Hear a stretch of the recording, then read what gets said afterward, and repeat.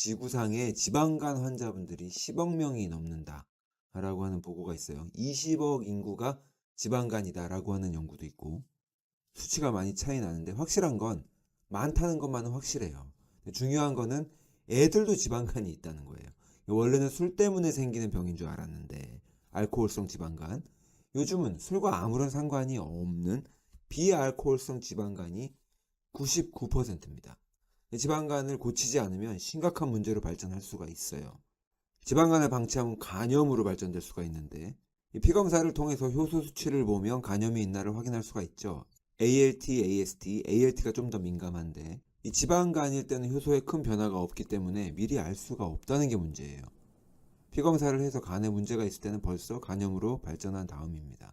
그런데도 개선이 되지 않고 계속 놔두게 되면 간경변이 생기죠. 간경화라고 알고 있는, 이때부터는 간세포에 문제가 생긴 거기 때문에, 조직에 이상이 생겨버린 거기 때문에 회복을 할 수가 없는 단계예요. 그 전에 지방간이나 간염까지는 간 조직에 문제가 생긴 게 아니기 때문에 회복을 할 수 있지만, 그리고 또 심하면 간암에 걸릴 수도 있습니다. 심장이 계속 뛰어야 되는데 심장이 망가지면 죽는 것처럼 간도 마찬가지로 망가지면 생존을 할 수가 없는 장기예요. 우리 생존에 가장 중요한 해독을 하기 때문에 그렇습니다. 그래서 병원에서 지방간이 있다 이렇게 진단을 받고 나서 그걸 고치지 못하고 그대로 방치하면 건강하고 활력 있게 살기는 이미 틀린 거고, 매우 비참하게 사망에 이를 수도 있다는 거예요. 문제는 너무 많은 사람들이 본인이 지방간이 있는지도 모르고 살아가고 있다는 사실이죠. 병원에서 검사로 확인을 해주지 않으면 모릅니다. 내가 간이 아파 그러는 게 아니잖아요. 근데 문제는 병원에서 지방간이 있다는 걸 진단해 주는 것까지는 좋은데, 지방간을 고치는 방법에 대해서 전혀 정보를 제공하지 않거나 오히려 잘못된 정보를 제공한다는 거예요. 고칠 수 없다라는 말을 하지 않으면 다행일 지경입니다. 근데 병원만 문제가 아니라 지방간이 있다는 걸 알게 된 환자분들도 이걸 고쳐보겠다는 생각을 하긴 하겠죠. 하더라도 엉뚱한 것들에만 관심이 있는 경우가 많아요. 가장 대표적인 게 뭘 먹으면 좋아질까? 영양제든 보약이든 약이든 뭔가 먹는 걸 찾는다는 거예요. 굉장히 현대의학적인 사고방식 때문에 그렇죠. 병 이꼴 약, 병이 있으면 약이 있는 것처럼 이 공식이 너무 강하게 머릿속에 자리 잡아서 그런 거예요. 질병이나 증상이 있으면 치료제, 약을 찾는 거. 원인이 뭔지는 관심도 없고, 원인은 됐고 치료만 하겠다고 하는 그 도전 정신만 강한 건지 뭔지 모르겠는데, 근데 더 중요한 거는 왜 지방간이 생겼을까? 그런 질문을 던지는 거죠.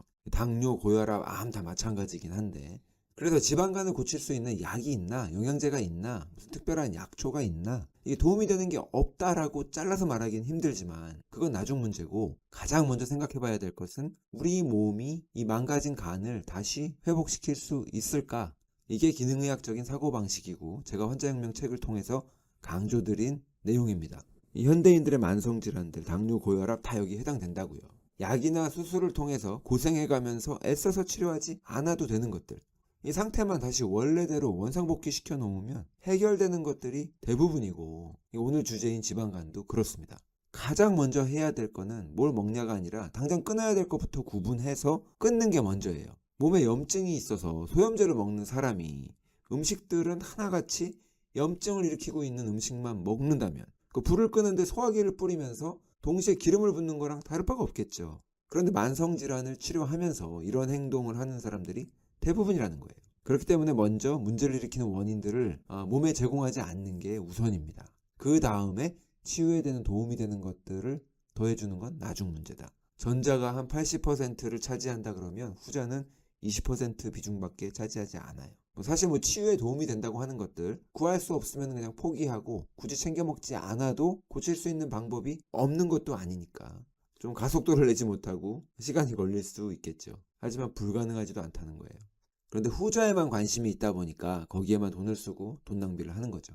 예를 들면 지방간에 마늘이 좋다, 강황, 커큐민이 좋다, 밀크시슬, 우루사, 간에 좋다, 녹차 추출물, 이런 거 다 조금은 도움이 되겠지만 그런 것들부터 챙기지 마시라는 거죠. 아산병원 웹사이트를 가보면 지방간의 4대 원인으로 과도한 음주, 비만, 당뇨병, 고지혈증 이렇게 4가지를 꼽고 있습니다. 과도한 음주는 알코올성 지방간의 원인인 거죠. 근데 예전에나 이게 지방간 하면 술이 원인이었지, 요즘은 지방간 대부분이 비알코올성 지방간이라고요. 술을 안 마셔도 지방간인 환자분들이 대부분이에요. 그럼 음주는 빼고 일단 비만, 당뇨병, 고지혈증이 원인이라는 건데 사실 그것들은 원인이 아니죠. 이게 상관관계가 있는 질병들이지 비만이 지방간의 원인은 아니에요. 비만인 사람들한테 지방간도 많은 것뿐이죠. 뭐 당뇨, 고지혈증 다 마찬가지입니다. 근데 지금 상관관계가 있다고 하는 이 비만, 당뇨, 고지혈증을 보니까 벌써 답이 나왔죠. 아시는 분들은 다 알만한 내용. 이 대사증후군입니다. 인슐린 저항성이 원인인 거예요. 인슐린 저항성이 뭔지 모르시는 분들은 이 영상을 참고하셔서 이 개념을 꼭 잡으셔야 됩니다. 나한테 내가 당뇨, 고혈압, 고지혈증, 비만이 있는데 인슐린 저항성이 뭔지도 모르고 살고 있다? 큰일이에요. 너무 많은 정보들을 놓치고 사시는 거라고요. 꼭 알아두시는 게 좋죠. 자, 그래서 술을 안 마시는데도 지방간이 생기는 이 비알코올성 지방간이 지금 이렇게 많이 늘어난 이유는 전 세계 10억, 20억 이렇게 많이 늘어난 이유는 인슐린 저항성이 원인이기 때문에 그런 거예요. 그럼 인슐린 저항성은 왜 생겼나? 그것도 원인이 있을 테니까 그것을 알아보는 수고를 하셔야 된다는 거죠. 인슐린 저항성은 지금 팬데믹입니다. 코로나 같은 게 문제가 아니에요. 훨씬 더 심각한 팬데믹이 인슐린 저항성, 당뇨죠. 아, 당뇨는 전염되지 않는다고요? 아니요, 전염됩니다. 엄마가 애들 입맛 잘못 길들여서 그렇게 전염이 되고요. 이 식품 업계를 통해서 가공식품들이 범람하면서 사람들을 전염시키는 거예요. 치사율도 코로나보다 훨씬 더 높고 이 막대한 의료 비용도 코로나가 비교할 바가 아니죠. 훨씬 더 들어가죠. 다시 지방간 치료로 돌아가서 이 지방간이 생기는 생리학적인 원인을 크게 세 가지로 볼 수가 있어요. 이 간에 생기는 과로, 과적, 간에다 뭔가를 너무 많이 더한다는 거죠. 그리고 또 염증, 그리고 영양 부족. 하나씩 알아볼게요. 첫 번째로 이 과적, 오버로드를 보면 술, 설탕, 곡물, 독소 이렇게 네 가지를 들 수가 있습니다. 이 술이 간에 부담을 주고 간을 망가뜨리는 건 잘 알려져 있으니까 넘어갈게요. 이 두 번째는 설탕, 당분입니다.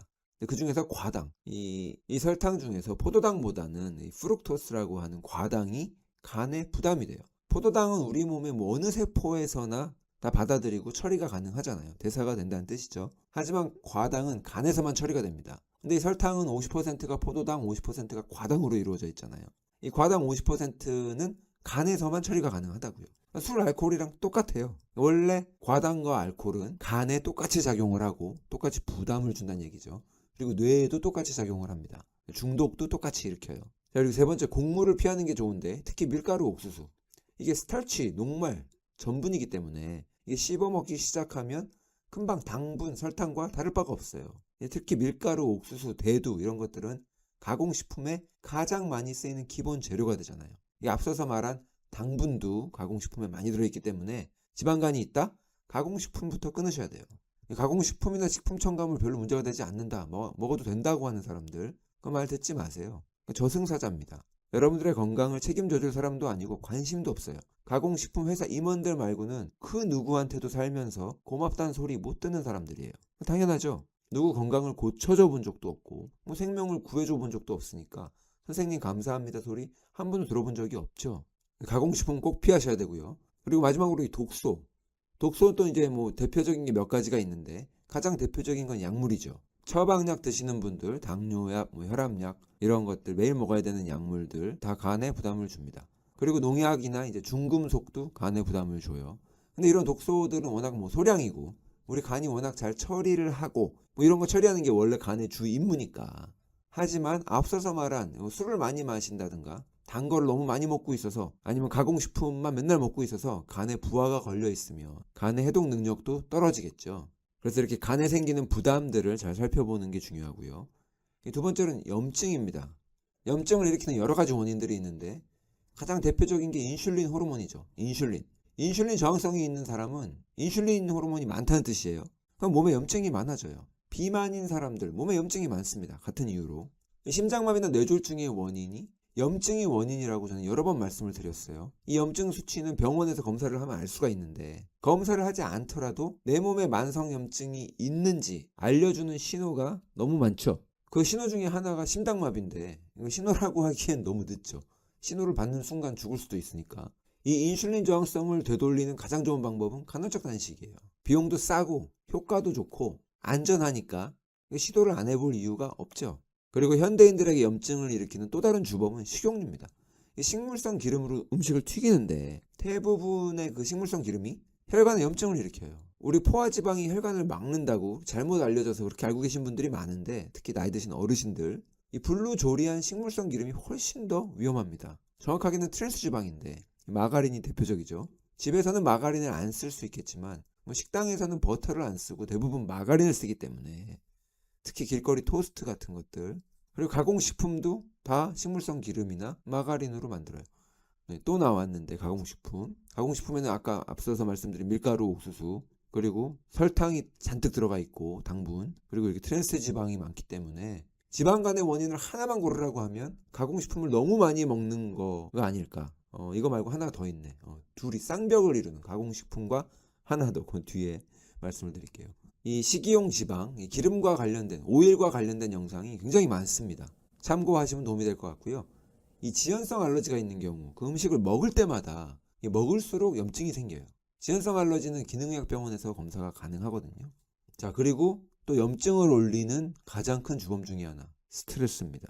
이 스트레스가 심하면 굶어도 혈당이 올라가요. 혈당이 오르면 앞서서 말씀드린 인슐린 수치가 올라가고, 인슐린이 염증을 일으키기 때문에 지방간을 악화시킬 수 있죠. 저는 현대인들의 지방간의 가장 큰 원인이 스트레스라고 봐요. 아까 가장 큰 원인 두 가지라 그랬는데, 가공식품 너무 많이 먹는 것과 지방간이라고 봅니다. 자, 그리고 마지막으로 영양결핍이 있을 수가 있어요. 이 영양소들이 결핍이 되면 이게 지방간으로 발전할 수도 있겠지만, 지방간이 있는 상태에서 또 회복하기도 어려워요. 그래서 필요하면 보충을 해줘야 될 필요도 있는 영양소들인데, 근데 이런 것들만 챙기고 앞서서 말씀드렸던 것들을 무시하면 안 됩니다. 먹지 말아야 하는 음식들이나 스트레스 이런 것들, 그거 무시하면 안 된다고요. 더 중요해요. 이 영양결핍 중에 첫 번째로 문제가 되는 게 담즙인데, 이 담즙은 간에서 만드는 소화 효소예요. 지방을 소화하는데 필요합니다. 그래서 담낭 제거 수술하신 분들은 기름기 있는 음식을 못 드시죠. 전혀 못 먹는 건 아니고 이 담즙 효소를 같이 먹어주면 되는데 힘들어 하시는 경우가 있다고요. 아니면 간이 기능만 잘 한다면 담낭이 없어도 담즙 분비가 가능해서 고지방식이를 전혀 문제없이 잘 할 수도 있어요. 왜냐하면 담낭에서 담즙을 만드는 게 아니라 만들기는 간에서 만드는 거니까. 근데 간이 담즙을 분비해서 담낭에 저장을 해두는 건데, 간이 독소들도 해독을 할 때 똑같이 담낭에다가 저장을 해둬요. 그러다가 날 잡아서 같이 버리는 거거든요. 근데 이 담낭을 떼어낸 사람들은 해독이 어려우니까 자꾸 몸이 붓죠. 근데 이 담낭을 건강하게 유지하려면 평소에 좋은 지방을 많이 먹어줘야 돼요. 그래야 담낭이 담즙을 자주 분비하니까, 그게 곧 청소를 의미한다고요. 청소하는 날. 근데 이 지방을 안 먹으면 담낭이 막히고 거기 담석이 생기고, 그러면 담낭을 떼어내야 하는 경우도 생기는 거죠. 어쨌든 담즙이 지방을 분해하기 때문에 지방간이 회복하기 위해서는 꼭 필요하다. 그리고 두 번째는 아미노산입니다. 이 아미노산 중에 메사이온인과 시스틴, 이 둘이 글루타치온을 생성해요. 글루타치온은 사람한테 특화된, 인간에게는 최고의 항산화제잖아요. 그리고 주 역할이 항산화제니까 청소죠, 청소. 우리 몸의 청소, 독소 빼내고 염증 낮추고 이런 청소를 한다고요. 이 글루타치온도 간에서 직접 만드는데, 간을 회복하는 항산화제이기도 해요. 손상된 간을 회복하는. 그러니까 간이 자기가 만들어서 자기가 먼저 쓰는 항산화제인 거죠. 근데 간이 글루타치온을 만들려면 이게 필요한 재료들이 있는데, 그게 아미노산 중에 메사이온인가 시스틴인 거예요. 최근에 올려드린 NAC 영상을 참고하셔도 도움이 될 것 같습니다. 그런데 글루타치온을 반드시 먹을 필요는 없고, 아미노산이니까 소고기, 돼지고기, 닭고기, 달걀에 풍부합니다. 목초 사육 소고기를 먹어야죠. 곡물 사육 소고기는 오메가6 함량이 높아서 오히려 염증을 더 심하게 하니까. 자, 그리고 마지막으로 비타민 B 영양소 중에 콜린은 비타민 B4예요. 주 역할은 에너지를 생산합니다. 모든 비타민 B들이 다 그렇듯이 대사를 끌어올리고 에너지 생산을 하는데, 근데 이 콜린은 지방간에 지방을 녹이는 역할도 해요. 그러니까 지방간을 회복하는 과정에서 더해줄 만한 영양소인 거죠. 보충제들 중에서 콜린을 왜 파나 궁금해하실 수 있는데, 이런 목적이 있는 거예요. 음식 중에는 콜린은 계란이랑 십자각과 채소에 풍부하고요.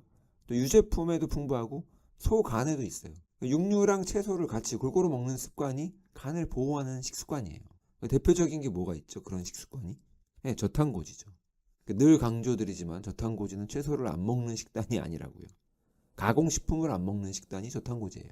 제가 오늘 지방간에 대해서 쭉 알아봤는데 너무 내용이 많아서 정리를 하자면, 어떻게 해야 되나 위주로 정리를 하자면, 술 마시는 분들은 첫째 술을 끊고, 대부분의 분들은 설탕을 끊고, 곡류와 탄수화물을 너무 많이 먹지 말고, 식용유로 요리하지 말고, 이 세 개를 합쳐서 한마디로 가공식품 먹지 말고 외식도 자제할 필요가 있다. 근데 블랙커피를 마시는 게 간을 자극해서 도움이 된다고 하는 그런 연구도 있는데 이거 뺐습니다. 커피도 마시면 안 될 분들이 더 많아서 그냥 다 상대적인 거예요. 절대 악, 절대 선이 없듯이 절대 나쁜 음식은 없고 무조건 좋은 음식도 없어요.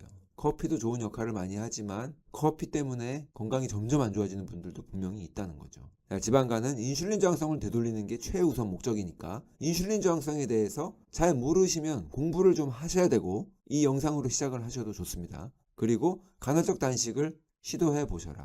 그리고 가장 중요한 이 스트레스가 지방간의 가장 큰 원인이라고 생각해요, 저는. 근데 원래 스트레스 받으면 간 상한다 뭐 이런 말은 일반적으로도 다 알고 계신 말이잖아요. 그 말이 맞습니다. 간헐적 단식이 아니라 그냥 통으로 굶어버려도 스트레스가 너무 심하다면 혈당이 오르고 인슐린 저항성이 생길 수 있으니까 스트레스 관리를 잘 하셔야 돼요. 스트레스의 원인이 내 성격이라고 하면 성격 관리를 잘 하셔야 되는 거죠. 자, 인슐린 저항성과 지방간의 원인이 음식보다는 스트레스가 원인인 경우가 더 많지 않을까 이런 생각을 해봅니다. 주로 둘이 합작이기는 하지만 자, 그래서 이렇게 3개월, 6개월 정도 생활습관을 바꿔서 관리를 하시고 병원에 가셔서 검사를 해보셔서 지방간을 되돌리는 것이 가능하다는 걸 확인하시면 좋을 것 같아요. 현대의학에서는 못 고칩니다. 안 된다고 하는 의사가 많아요. 그냥 그렇게 알고 있기 때문에 자동으로 하는 말이에요. 기계적으로 하는 말. 하지만 오늘 말씀드린 이 내용을 설명을 하면 대부분의 선생님들이 또 가능하다고 인정을 하세요. 아까 이 아산병원 홈페이지에 나와 있는 그 치료 항목도 자세히 읽어보시면 오늘 말씀드린 이 내용들이 다 적혀 있습니다. 대강 적혀 있어서 그렇지 본질은 같은 내용이라고요. 지방간으로 인해서 간경화나 간암까지 가시는 분이 한 분도 없으시기를 바라면서 오늘 방송을 마치겠습니다. 감사합니다.